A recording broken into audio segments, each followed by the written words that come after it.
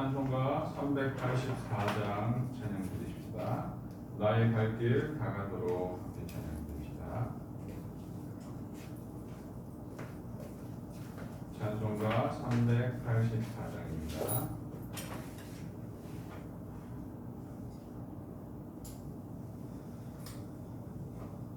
나의 갈 길 다가도록 예수 인도하시니 내 주 안에 있는 그릇 어찌 의심하리요. 믿음으로 사는 자를 하늘 위로 얻겠네. 무슨 일을 만나든지 만사 형통하리라. 무슨 일을 만나든지 만사 형통하리라. 나의 갈 길 다가도록 예수 인도하시니 어려운 일 당한 때도 족하를 해주시네. 나는 심히 고단하고 영험에 우간하나 나의 앞에 반석에서 샘물 나게 하시네. 나의 앞에 반석에서 샘물 나게 하시네. 나의 갈 길 다가도록 예수 인도하시니 그의 사랑 어찌 큰지 말로 할 수 없도다. 낭령 감아 받은 영혼 하늘 날아갈 때에 영영 모를 나의 찬송 예수 인도하셨네. 영영 모를 나의 찬송 예수 인도하셨네.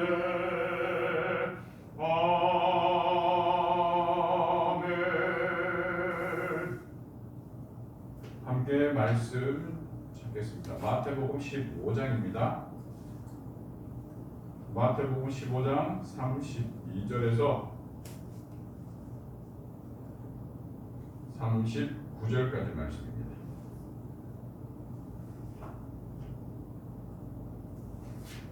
신약 성경 25쪽 마태복음 15장 32절에서 39절 한 절씩 우리 함께 교독하겠습니다. 예수께서 제자들을 불러 이르시되 내가 무리를 불쌍히 여기노라. 그들이 나와 함께 있은지 이미 사흘임에 먹을 것이 없도다. 길에서 기진할까 하여 굶겨 보내지 못하겠노라. 제자들이 광야에 있어 우리가 어디서 이런 모르가 배부를 만큼 떡을 얻으리까. 예수께서 이르시되 너희에게 떡이 몇 개나 있느냐? 이르되 7개와 작은 생선 2마리가 있나이다 하거늘. 예수께서 우리에게 명하사 땅에 앉게 하시고 떡 7개와 그 생선을 가지사 축사하시고 떼어 제자들에게 주시니 제자들이 무리에게 주매 다 배불리 먹고 남은 조각을 7간주리에 사십씩 얻었으며 먹은 자는 어린이와 여자와 어린이 외에 4,000명이었더라. 예수께서 무리를 흩어 보내시고 배에 오르사 마가단 진경으로 가시니라. 아멘. 사랑의 주님 감사합니다. 때로는 물이 없어 고통하고 때로는 물이 많아 고통하는 시절을 살고 있는 우리의 인생을 주님 불쌍히 여기시고 생수의 근원 되신 예수 그리스도로 말미암아 이른비와 늦은비로 우리에게 날마다 필요를 채우시고 공급하시는 하나님을 의지하며 오늘도 살아가게 하옵소서. 주님 앞에 말씀 듣기를 원합니다. 그 생명의 말씀이 우리를 소성케 하고 새 힘을 얻게 하시며 이 고통의 세월에 하나님으로 인하여 기뻐하는 오늘 하루의 삶이 되게 하옵소서. 예수님의 이름으로 기도드립니다. 아멘. 오늘은 우리가 잘 알고 있는 칠병이어의 기적에 대해서 함께 은혜 나누었으면 좋겠습니다. 마태복음 15장의 첫 머리에 어떤 논쟁이 일어나느냐면요, 바리새인들이 장로의 전통의 이야기를 거들먹거리며 그의 제자들이, 예수님의 제자들이 씻지 않는 손으로 떡을 먹는 것을 가지고 공격합니다. 그러자 그 바리새인들의 중심을 아시고 예수님께서 그 마음의 중심이 어떠한가에 대해서 경고의 메시지를 말씀하십니다.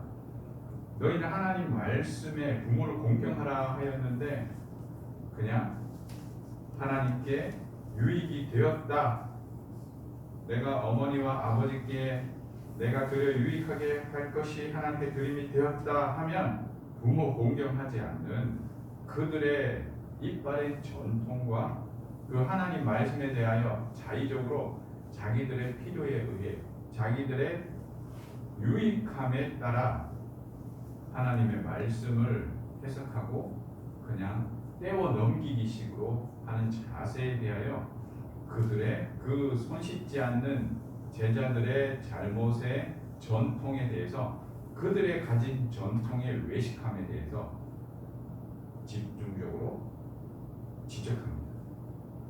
그 외식하는 이야기에 대하여 선지자 이사야의 글을 인용합니다. 15장 8절에 이 백성이 입술로는 나를 공경하는 마음에서는 내게 멀도다. 사람의 교훈과 계명을 가르치니 나를 헛되이 경배한다라고 얘기합니다. 우리가 하나님의 말씀을 가지고 사람의 이해와 도움의 필요에 의해 그런 사람의 교훈을 하는 경향이 많이 있습니다. 그럼에도 불구하고 하나님의 말씀의 의도가 무엇인가를 놓쳐서는 안 된다는 것이죠. 그런데 그들의 그 의중이 자기의 편의를 중심으로 자기의 행동에 대한 정당함을 설명하기 위해서 그 하나님의 말씀의 중심은 사라지고 그 외연적, 외적인 손씻음에 대한 부분만 이야기하고 넘기는 그들의 태도를 대하여 외식한다라고 예수님은 지적하였습니다. 그래서 이 이야기에 대하여 예수님께서 어떻게 얘기하냐면 입으로 들어가는 것이 사람을 더럽게 하는 것이 아니라 입에서 나오는 것이 사람을 더럽게 한다라고 이야기합니다. 그리하여 그들의 외식의 시작은 어디서 시작되느냐? 바로 그들의 마음속에서부터 시작된다라는 것을 고발하고 있는 것이죠. 외식의 의미는 바로 나의 마음의 중심이 하나님을 향하지 않고 사람을 향하고 자기의 편의를 향하고 있을 때에 외식함의 모습이 하나님께는 드러나는구나라는 것을 이야기합니다. 그 마음의 모습이 어떤 마음의 모습이었습니까? 18절 19절에 보면 마음에서 나오는 것은 사람을 더럽게 하는데 악한 생각, 살인, 간음, 음란, 도둑질, 거짓 증언, 비방 등등 이것이 사람을 더럽게 하는 것이지 더러운 손으로 음식을 먹는 것이 사람을 더럽게 하는 것이 아니다. 그들의 전통적 정결 예식에 대하여 하나님께서 그 중심이 어떠한 것이 정결하게 하는 것인가에 대해서 말하고 계십니다. 그런데 그 사건 가운데에 그 이야기 설명 속에 가나안 여인의 사건이 드러납니다. 왜냐하면 예수님께서는 이스라엘의 잃어버린 자를 구원하러, 잃어버린 자를 찾으러 오셨다라는 하나님의 말씀을 계속해서 이스라엘 백성들에게 이야기하였거든요. 그런데 그 이방 여인, 두로와 시돈 지방에 지나가며 이 가나안 여인이 자기 딸이 귀신 들렸으니 구원해달라고 이야기하자 예수님이 이렇게 얘기하는 거예요. 내가 이스라엘의 집에 잃어버린 양 외에 다른 데로 보내심을 받지 아니하였다. 하나님의 말씀에 대하여 설명합니다. 그런데 그 여인이 어떻게 이야기하느냐 하면 예수님께 계속해서 도와달라는 요청을 하고 있다는 거예요. 도와달라는 요청 속에 예수님이 다시 한번 이렇게 말합니다. 자녀의 떡을 취하여 개들에게 던짐이 마땅하지 아니하다. 분명히 바리새인들은 이 예수님의 말에 박수를 치고 환호를 했을 거예요. 아, 그렇지, 이게 하나님 말씀이지라고 얘기합니다. 자기들의 전통에 의하면 이방인들과 결코 상종하지 아니하기 때문입니다. 그런데 이 여인이 이렇게 반응합니다. 주여, 맞습니다. 그런데 개들도 자기 주인의 상에서 떨어지는 부스러기를 먹습니다. 겸손함과 가난함과 낮아짐 속에 하나님을 향한 중심의 믿음을 고백하고 있다는 겁니다. 그럴 때에 예수님이 이렇게 말씀하십니다. 여자여, 내 믿음이 크도다. 네 소원대로 되리라. 놀라운 선포를 하십니다. 중심이 어떠한가? 바리새인들이 믿음으로 하나님을 향하는가? 그 하나님의 말씀의 전통을 행하고 살아가는가? 이것을 말하고 싶었던 것이죠. 그럴 때 이방인 여인이 등장하여 그 여인의 모습을 보며 그의 믿음의 고백 속에, 그리고 그의 믿음의 태도 가운데에 예수님께서는 이렇게 보여주셨던 것이죠. 그의 문제에 대한 하나님의 응답을 즉각적으로 보여주셨다는 거예요. 그런데 그것에 무엇을担보를 했습니까? 내 믿음이 크도다라고 칭찬하신다는 겁니다. 하나님의 칭찬은 어디서 시작되는가? 그 중심에 하나님을 향한 믿음으로부터 시작된다는 것을 우리가 기억해야 될 것입니다.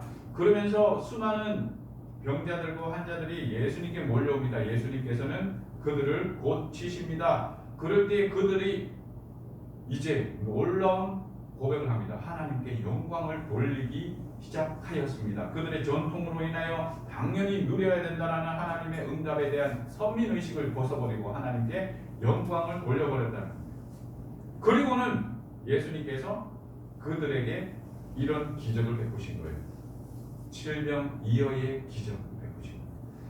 떡 7개와 물고기 2마리를 가지고 그 무리들 4,000명이 넘는 무리들을 들에 앉히십니다. 그리고는 제자들에게 이것을 나누어 주라 하며 하나님께 감사하고 제자들에게 주자. 제자들이 나누어 주기 시작합니다. 놀라운 기적이 다시 일어납니다. 그 기적은 떼어도 또 생겨나는 그 떡을 봅니다. 나누어 주어도 또 다시 생겨나는 물고기를 제자들은 경험하게 되었습니다. 그 자리에 함께하였던 이스라엘 모든 군중들이 그 음식을 함께 먹고 배불리 되었습니다. 그런데 5병2어의 기적에서는 12광주리, 요만한 광주리에 남은 음식을 담았다면 이번에는 어떤 기적을 베푸시느냐 하면 이제는 그 남은 것을 사람이 들어갈 만큼의 큰 광주리, 바구니가 아닌 광주리에 채웁니다. 이것은 무엇입니까? 중심이 하나님께 향한 자에게 하나님을 한량없는 은혜로 베푸신다라는 것을 말씀하고 계셨다라는 겁니다. 예수 그리스도 앞에 오늘 간절한 마음으로 사랑의 심령으로 나오신 우리 사랑드림 교우 여러분, 하나님의 향한 믿음의 고백으로, 하나님을 향한 중심의 사랑으로 우리가 하나님 앞에 나오기를 원합니다. 우리가 가장 좋은 습관을 쫓아 새벽 제단에 나왔다면 이제는 우리의 중심이 하나님을 향하여 겸비하고 겸손히 그분을 향한 사랑의 믿음의 고백으로 하나님 앞에 기도하며 시작할 때 오늘 하루의 삶 속에 놀라운 광주리가 차고 넘치는 여러분들의 삶이 있기를, 그리고 삶이 될 수 있음을 믿으시는 오늘 하루의 삶이 되기를 예수님의 이름으로 축복합니다. 기도하겠습니다. 좋으신 하나님 감사합니다. 하늘에는 장대비가 쏟아지지만 아버지 하나님, 우리의 오는 걸음 속에 주님이 지키시고 동행하시며 그 장대비조차 하나님을 향한 사랑을 끊을 수 없게 하심을 감사합니다. 이 땅 가운데에 하나님, 날마다 담비로 적시듯이 때로는 물이 넘쳐 그 물을 퍼내야만 했지만 날마다 하나님께서 공급하시는 그 은혜가 감사하며 우리의 심령을 적시기에 오늘도 하나님 앞에 감사의 예배를 드렸습니다.